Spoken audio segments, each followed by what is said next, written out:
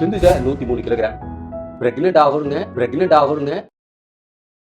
இந்த குட்டி குட்டி ஸ்நாக்ஸ் நம்ம சாப்பிட்டு ரொம்ப பழகிக்கும். எதை எடுத்தாலும் டக்கு டக்கு டக்கு நாங்கள் இப்படி சாப்பிடுவோம். அதில் 9 மணிக்கு அப்புறம் ராத்திரி 8 மணிக்குள்ள நீங்கள் எல்லாமே சாப்பிடலாம். ஆனால் ஸ்நாக்ஸ் மாத்திரம் நீங்கள் எப்பயும் சாப்பிட்ற உணவோடு சாப்பிடுங்க. நடுவில் சாப்பிடாதீங்க. நடுவில் சாப்பிட்னா வெறும் கொஞ்சம் நட்ஸு இல்லை கட் ஃப்ரூட்ஸ் இதை தான் சாப்பிடலாம். வேறு நடுவில் இருக்கிற முறுக்கு, சீடை, லொட்டு, லொஸ்கு அது இதுங்கிறது வந்து நம்ம ஸ்நாக்ஸ் சாப்பிட்றோம். அது சின்னதாக தான் இருக்கும். அது ஒரு கடுகளவு இருந்தால் கூட உங்கள் உடம்புல இருக்க இன்சுலின் ஸ்பைக் ஆகும். அந்த இன்சுலின் ஸ்பைக் அது இப்படி போய் போய் போய் போய் போய் போய் வரும்போது உங்கள் குளுக்கோஸும் போய் போய் போய் போய் வரும். அந்த குளுக்கோஸ் போய் போய் போய் வரும்போது தான் நம்ம உடம்புல வந்து லிவர் வேலை பார்த்துக்கிட்டே இருக்கும். ஸோ லிவருக்கும் ஒரு ஒரு ரிதம் இருக்குது, ஒரு டைமிங் இருக்குது. ஸோ ஸ்நாக்ஸை உணவோடு சாப்பிடுங்க, நாட் இன் பிட்வீன் ஃபுட். இது இந்த 30 டேஸ்க்கு தான் நான் சொல்கிறது. இந்த பிரெக்னென்ட் ஆன பிறகு நீங்கள் உங்கள் பழைய கலாச்சாரத்துக்கு போனாலும் எந்த ஒரு பிரச்சனை கிடையாது.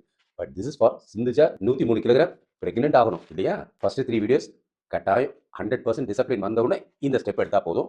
டீ காஃபி கூட அதுவும் ஒரு ஸ்நாக் தான். அதையும் நீங்கள் வந்து மார்னிங், ஆஃப்டர்நூன், நைட்டு அதுக்குள்ளே சாப்பிட்டா போதும். இன் பிட்வீன் சாப்பிடணும்னா it should be black coffee or black tea or green tea which is got 0 calories.